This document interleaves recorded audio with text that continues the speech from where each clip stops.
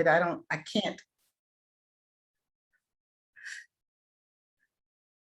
So as you just heard, we're recording this for future reference for people.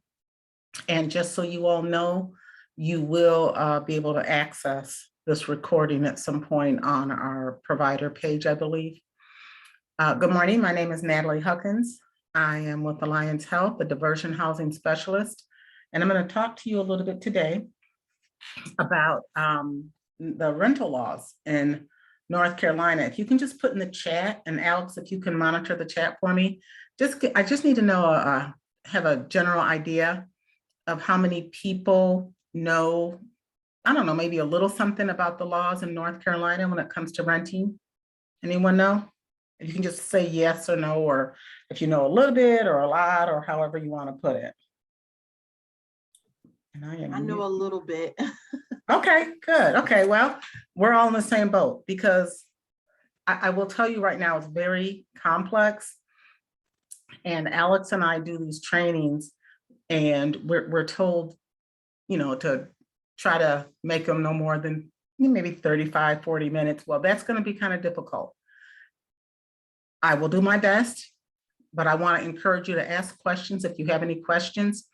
Also, I will probably go somewhat quickly just to get through everything. So please let me know if you have questions, and I'll do my best to answer them. So we're going to get started, since it's so much information. It's about the NC Rental Law Statutes. So I always do this disclaimer whenever I talk about anything legal. I'm not an attorney, you guys, okay? I have gleaned this information over the years.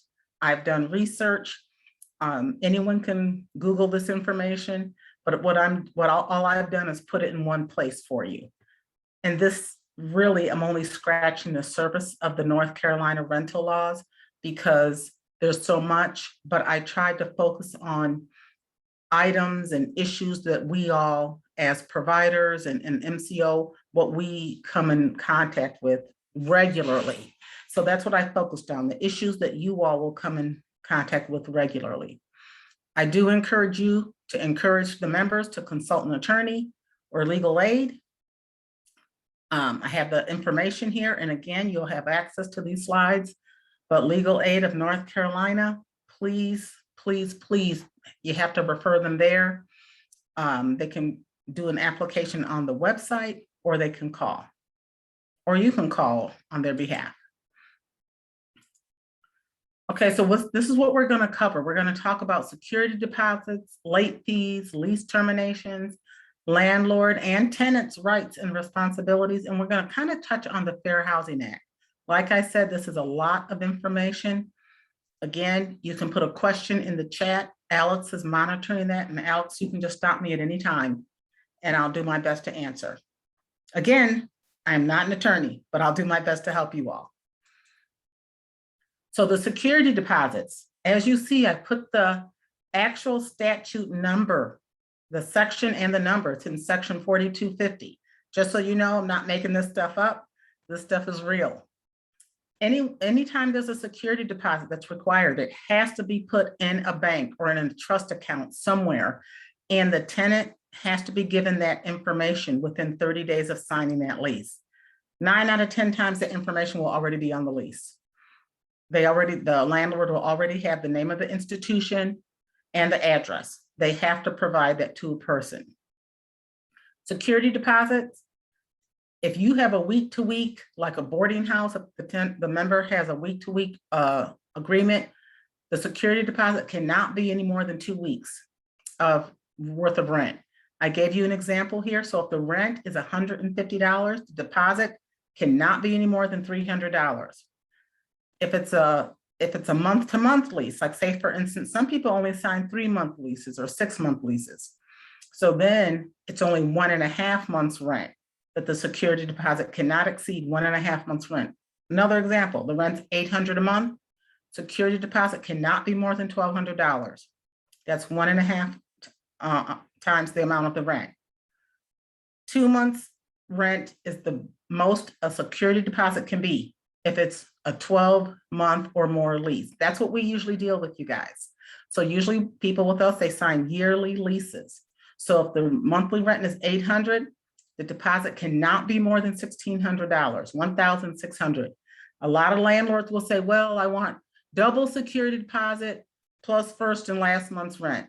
Negative. They cannot do that. That's their way of trying to circumvent the law.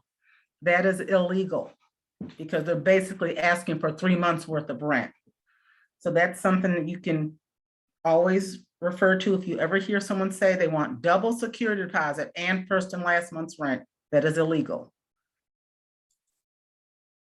So the proper use of the security deposit, it can be used, like if a tenant leaves, it can be used for non-payment of rent, damage to the property, unpaid utility bills, the cost of re-renting the unit due to a tenant breach. So if a tenant just abandons the unit, but they still owe rent, the landlord can still make the tenant liable for rent until such time he or she re-rents that unit.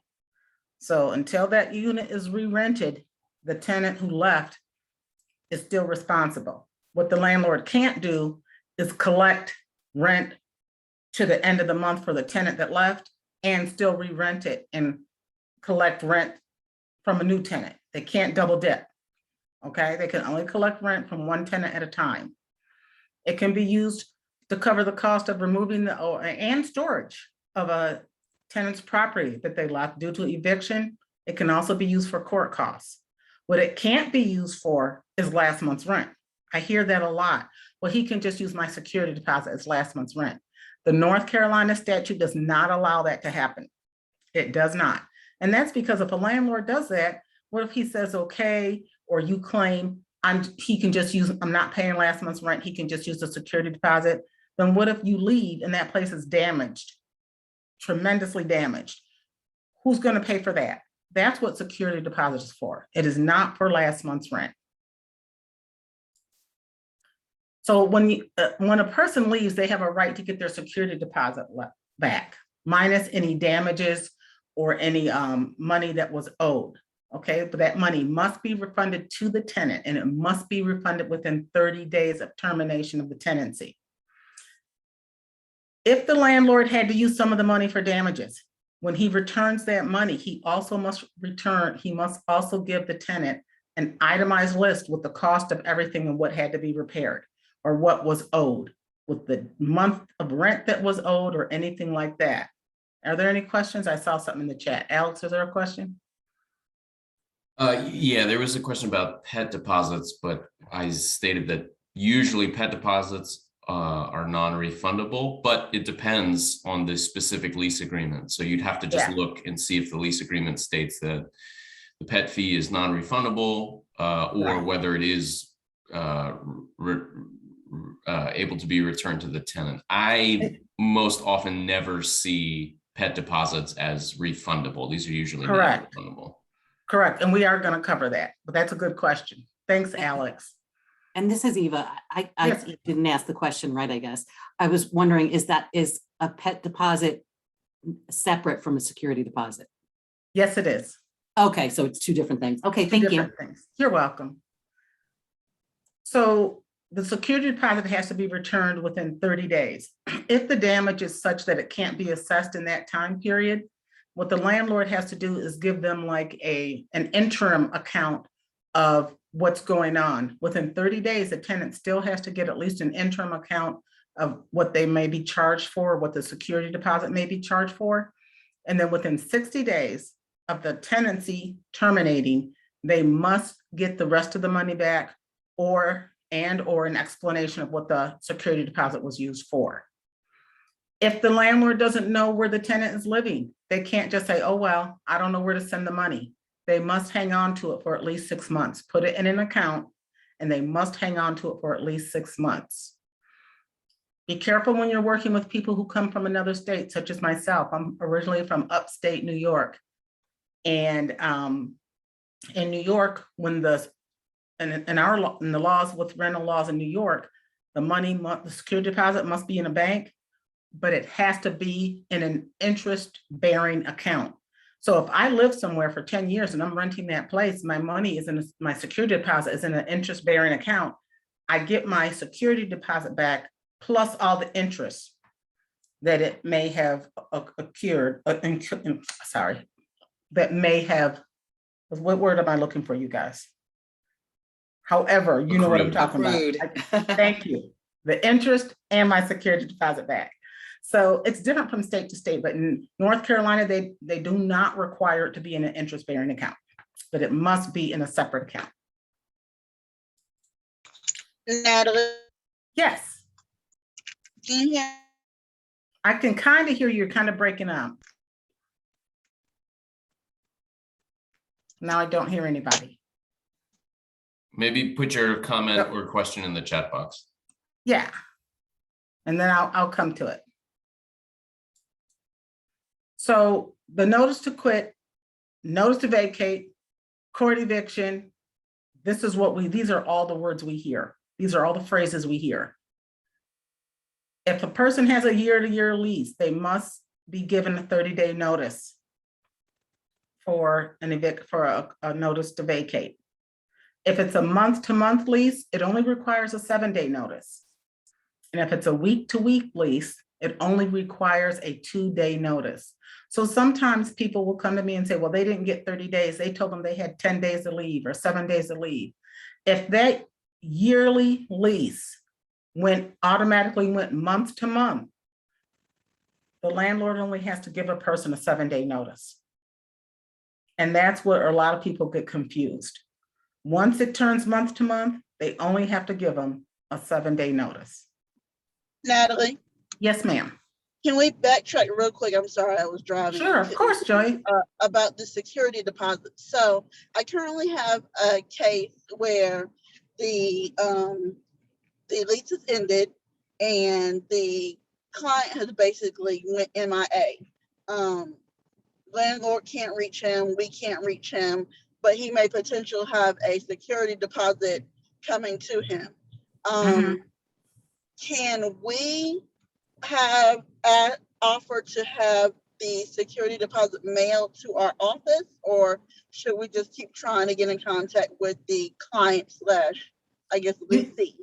You have to keep trying to get in touch with the former tenant, because the landlord can get in a lot of trouble sending it to anyone but the tenant.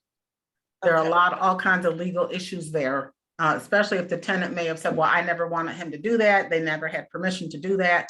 So the landlord has to hang on to it for 6 months. But during that 6 months, I just suggest you all keep trying to reach the tenant. Okay, and even though the landlord is based out of state, he still has to apply North Carolina law. Correct. For his rental property, right? Correct, Okay. because the unit is here in North Carolina, unless there was something different in the lease. Yes. Okay, gotcha. Thank you. You're welcome. Good question, good question. I'll say, when can a landlord take possession of a unit? I just kind of give you all some examples of what we run across. So if the tenant has left the unit for more than 30 days, can the landlord take possession? No, that's false. He cannot take possession, because you don't know if that person's in the hospital. You don't know if they're in jail. You don't know anything, but a landlord cannot automatically just take possession of the unit because they haven't seen someone. So if a tenant gives a verbal 10-day notice and leaves, can the landlord take possession? Absolutely not. And that also depends on where they're living. Let's, for the sake of argument, let's say we're always talking about 12-month leases, because that's what we deal with. Or even month to month, if it turned month to month. It has to be a written notice, okay? And what if that person says, oh, I never said that. I never said I was leaving. I was just on vacation. I was visiting my mom in New York, So no, the landlord can't do that. If a tenant gives a written 30-day notice, leaves without clearing the unit, and keeps the keys, can they get possession of the unit? Absolutely not. They still can't. Usually what happens is they will issue a 30-day notice to vacate, or they'll issue an eviction notice. But they have to go through a process where they have to get possession of the unit through abandonment. And that's a court process that the landlord has to go through. So what if someone turns in the keys, but they don't clear the unit? Can the landlord take possession? Yes, they can. If you turn in your keys, what you're basically doing is giving possession of that unit back to the landlord. You didn't clear your stuff out, that's your problem. You shouldn't have turned in the keys. They can be nice and say, hey, we went in there and noticed you didn't get your stuff. We'll give you 5 days to get it. But if you don't do anything in those 5 days, that landlord can clear out that unit, throw away your stuff because you gave permission by turning in those keys. Okay? Natalie, Yes. got another question because this is basically the same case. So the lease has ended, the client has not cleared his property, nor has he turned in the keys. So the landlord, I've talked to him, he's trying to, do his best to do his due diligence, as are we do, again, get in contact with the client. But at what point does the landlord say, okay, well, because he's like, I need to clear this unit, and, what am I supposed to do with all this stuff? Is the tenant still living there? No, the lease ended last month, and the landlord said he spoke with the cousin of the tenant who was there, I think last week or something, and stated that the tenant said that he was just gonna leave his furniture there. He didn't want it, didn't want to take it, nothing like that. So right, I remember being on those emails. He would have to put something in writing, the tenant would, giving the landlord permission to dispose of his items as he sees fit. And if the landlord doesn't receive that, the landlord will probably have to go through court through the to get possession of the unit. Did he turn in the keys? no, the lease No. ended. The keys, as of yesterday, the keys have not been turned in. The furniture is still in the property. Yeah. And nobody can get in contact with the client. Okay, the landlord has to go to court. He's got to go file for possession of the unit through abandonment. Okay, even though the lease is ended? Yeah. Mm-hmm. Okay. Okay. All right, thank you. You're welcome. So then if the landlord gives the tenant a 30-day notice to vacate, the tenant clears the unit and turns in the keys and leaves. Can they take possession of the unit? Yes. Again, if the landlord filed for an eviction, then a writ of possession, but they had no response from the tenant, can they take possession? Yes, they may. These are only a few examples. All kinds of stuff Alex and I have dealt with when people leave or how they leave, or we've had people leave the state and say they're not coming back, but never wrote anything up, and they'll be gone for 3 weeks or 4 weeks. All of a sudden we know they're back and they're living in their unit again. So because things weren't done properly, they still actually had a right to be in that unit. So for the eviction and late fees, they can be found in section 42 through 46 of the North Carolina Rental Law Statutes. Late fees for eviction, month-to-month rent. You cannot exceed $15 or 5% of the monthly rent, whichever is greater. Week to week, it can't exceed $4 for a late fee or 5% of the weekly rent. It can only be charged, and this is very important, you all, it can only be charged after the rent is 5 or more days late. Now, let me just tell you how sneaky sometimes the landlords can be, okay? Sometimes they will give them the late notice at 12 noon on the 5th day. Well, it's 5 days. No, it's not 5 days until after the business hours of that day. But I've seen that happen. I've seen people get late notices on the 3rd day. They cannot charge them a late fee until after the end of the 5th day or 5 or more days. And they can only have 1 late fee per month. Okay, so you can't keep saying once it's late on the 6th, there's going to be an additional $5 a day. I've seen leases like that. And I want to say this on behalf of all landlords, 9 out of 10 times they don't know any better. They don't know the law any better than you or me. And that's why this happens. This is mostly with private landlords who might own a few properties. They don't know. I don't want to give the impression that they're being intentionally evil or mean or underhanded. Some of them are, but most of them just don't know any better. And once you tell them, and you tell them kindly or even give them the statute, they're like, oh, okay, I didn't know, and they'll correct the lease. That's happened to me more times than not. Late fees cannot be deducted from a subsequent rental payment, because what will happen is then that will make that rent payment late. So if I'm late for June, but I paid all of June, but I still didn't pay that late fee part, and then I pay all of July, the landlord can't take what I owe for June out of July's rent, because then that will make July's rent late. So they cannot do that. Again, they may not know it, but they cannot do that. And they cannot charge me a late fee for rent because my utilities haven't been paid. In cases where utilities are included in the rent, I cannot be charged late fee for my rent because I didn't pay my utilities. Any questions about any of that? Okay. So for eviction, what can they charge for eviction fees? So the landlords may charge the following fees in relation to evictions. Filing fees. If you want to file for an eviction, you file that in civil court. In North Carolina, it's usually $126. They can charge for the cost for service of process. So in order for someone to deliver that eviction, whether it's a sheriff or whoever, landlords can charge. All this will fall back on the tenant. Reasonable attorney fees, not to exceed 15% of the amount of what the tenant owes, or 15% of the monthly lease amount. So they can't charge this, what an attorney might charge $400 an hour. They cannot, the landlord cannot charge that for attorney fees. Hey, And I'm glad Natalie, they it's put that- Emily. Hi, Emily. I was gonna say, as far as that, you may go over this, but remember when with GW, whenever she was given the notice to vacate and it took forever, Mhm. took forever, and she was also sued in civil court Mhm. for the back rent. You may want to address that as well, because I remember could not figure out what was going on and why that happened. I don't remember all the specifics, but I mean, they can sue them for back rent. They Yeah, can't- so she was given the notice to vacate as of November, did not vacate until May. And so whenever Right. they filed eviction, they also filed a civil suit where they sued Right. her for the amounts of back rent that was attached to the eviction as well. Right.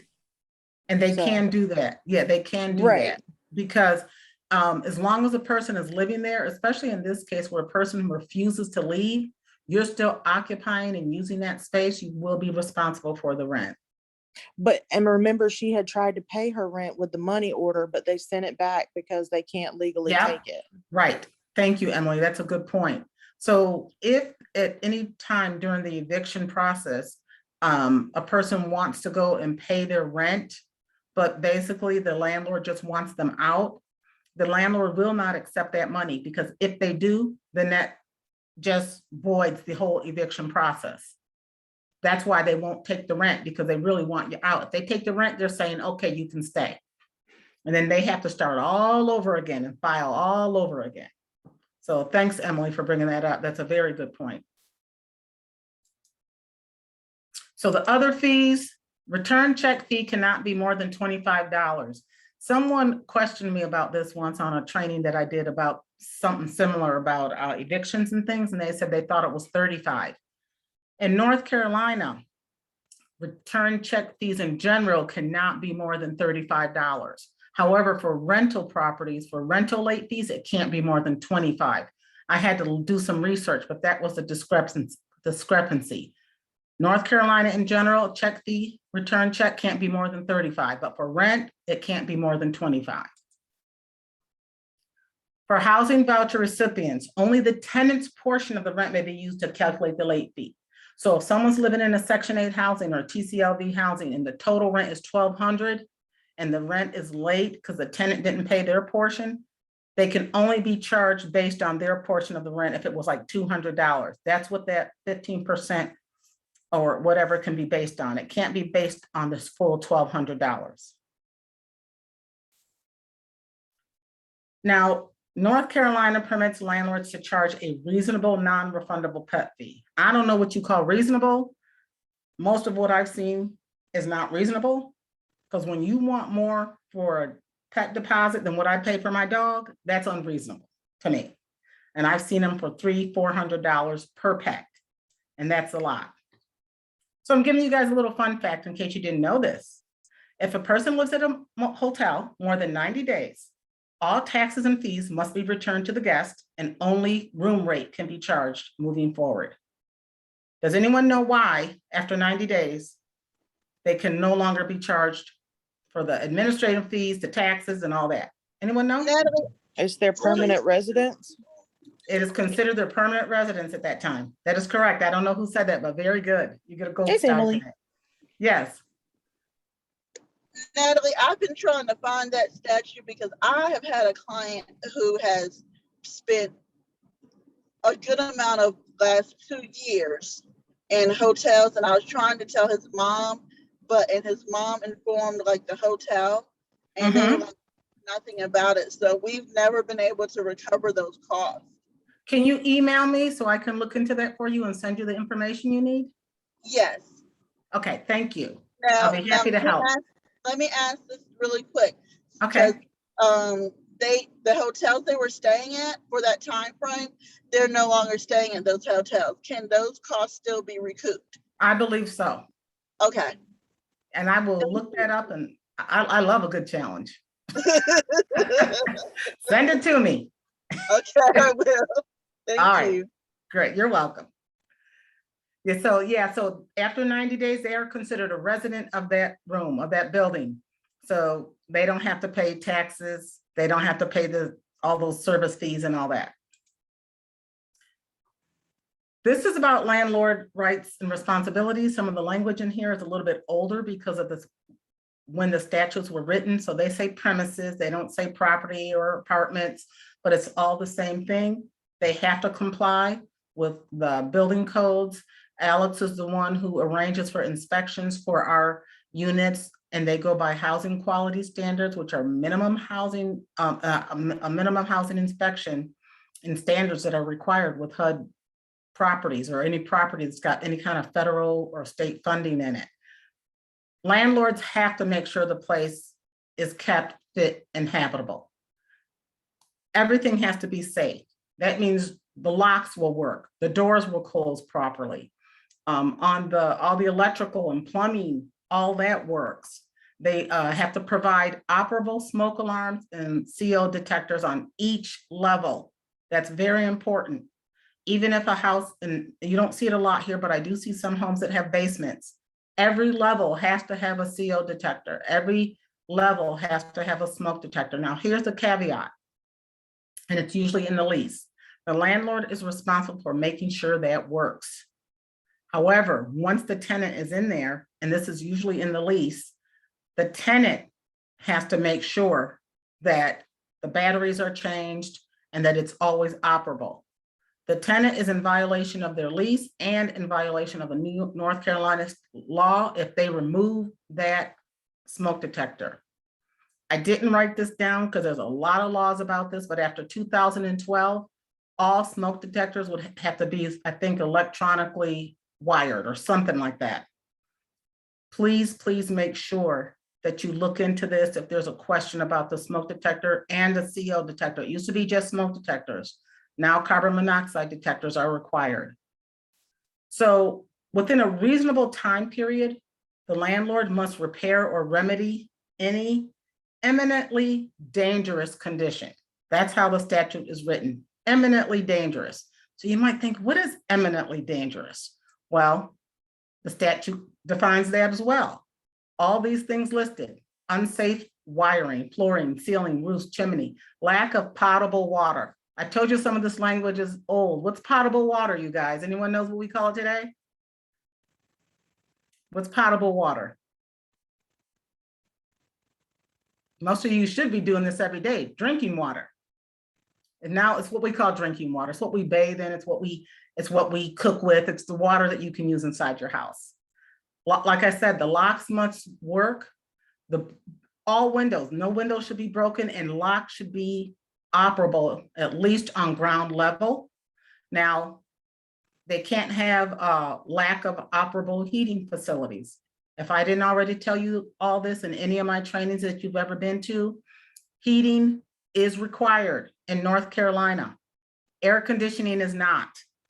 If a person moves into a unit that does not have air conditioning and they choose to move there, the landlord is not required to put air conditioning in there. That is not a North Carolina statute.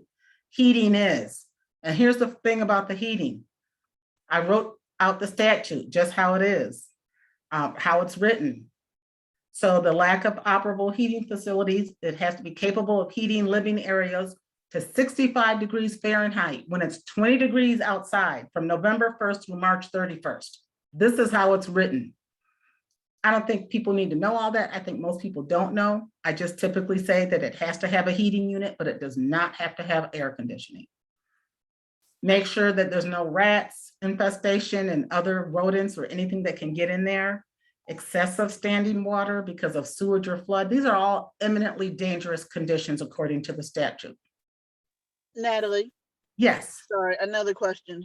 So if a landlord, say a private landlord has a, they're basically saying, if you want to use my air, that I'll charge you to use it. They have air in the unit or in the house or what have you, but in order for the air to be used, they charge an additional fee. Is that legal? are the utilities in the landlord's name? Yes, Are they paying for heat? yes. Heat and air is usually all together, but I don't know how it's written in the lease. It all Mhm. depends on how it's written in the lease. People can't make up rules as they go along. Yeah, It's got to be specified. This particular landlord, honestly, he's not the best, but I have some clients that are satisfied with the situation that he provides. He usually does a verbal lease and is Mm. usually a week to week, or he has weekly options and monthly options. But yeah, so Yeah, if it's he not in like the that. lease, it's hard to Yeah, say. yeah. And you can always do it, you can always amend the lease, even if it is a one page, it can always be amended, but you can't make it up as you go along and both people have to agree and sign a document. Okay. So Okay. what verbal leases, he's always stood by this rule. So this is not something, I think this is a standard for him. So I Mhm. don't know if it's a made up, what have you. So it doesn't still apply even with a verbal lease. Because Correct. If it wasn't verbally agreed upon, then, and that's why I always discourage verbal leases, you guys, yeah, always. Because anything goes, basically. pretty much. Yeah. Yeah, so. Okay. Thank All you. right, you're welcome. So the landlord cannot, speaking of utilities, they can't disconnect the utilities because someone's not paying the rent. Landlords have been known to do this. They are not allowed to do that at all. They can't terminate your tenancy or fail to renew or anything because a person was a victim of domestic violence. Please familiarize yourself with the Violence Against Women. Again, I don't have enough time to go into it, but locks can be changed. Leases don't have to be terminated, but they also can be terminated. And something else I saw when I was doing a lot of research on this for you all is that sometimes if there's a crime committed in the unit, the whole household has to leave. However, if that person is on a Section 8 voucher, believe it or not, and if one of the household members had nothing to do with it, the crime, didn't know about it or anything, they cannot be made to leave. The person who committed the crime has to leave, but a person should not be losing their voucher because of a crime that was committed by someone else within the unit and they had nothing to do with it. This is with subsidized housing. There's a lot more to it, but I just wanted to throw it out there, something you guys might want to look into it. Learn about the bed bug laws. Yes, we have bed bug laws in North Carolina. People typically think that the landlord is always responsible for the bed bugs. They are not. They would go broke if that were the case. So the bed bug species, also known as Cimex lectularius, I think, that's a bed bug, The landlord is responsible initially to make sure that place is not infested. And most of them, what they'll do is they'll get a licensed pest control exterminator in there 30 days or so before tenancy to show you that, yeah, we had it checked out, there's no bugs. If bugs arrive afterwards, after you move in, like within 30 days, I believe it is, or I don't know, it used to be 60, I think now it's 30. Then, and you notify the landlord in writing, then yeah, he said it was clear, so he has to stand by that and have that pest control guy come back. If it's after 30 days, then the tenant would be responsible. There's a lot about bed bug laws. Again, there's not enough time for me to explain it all, but I wanted to let you all know. What is the tenant responsible for? They got to keep it clean. They got to get rid of trash and not let it pile up in the house. They've got to make sure the plumbing, if something gets clogged, tell the landlord. They can't destroy anything. They can't renovate. They can't do anything that the landlord does not give them permission to do. They definitely cannot remove the smoke detectors or the carbon monoxide detectors. We know they do that so they can smoke and those things won't go off. They are not allowed to do that. They're not just breaking the lease or breaking the law. They have to comply with all the building codes, and they need to know that they're responsible for any damage that occurs because of them, their negligence or, you know, whatever they're doing. They're responsible, whether it was an accident or not, they're responsible. You see, I bolded the last part. You have to notify the landlord in writing. I can't tell y'all how many times someone said they've told the landlord numerous times, and I'll say, did you put it in writing? Anyone who knows me, whenever I do training and I drill this into my kids, my two favorite words, paper trail. Start a paper trail. Always, always, always. Make sure you put it in right. I don't care if it's a text, an email, I don't care what it is, but put it in writing. So what does fair housing mean? We said we would cover fair housing as well.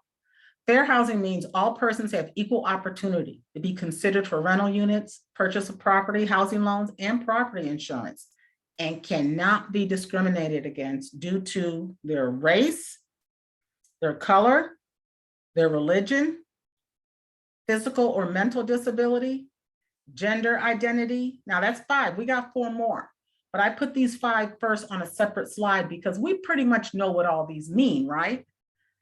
But then the other classifications are family status. These are all the ones I put on this separate slide that what people get confused about. Family status means households with children. It does not mean your legal status if you're an undocumented citizen. A lot of people get confused with that.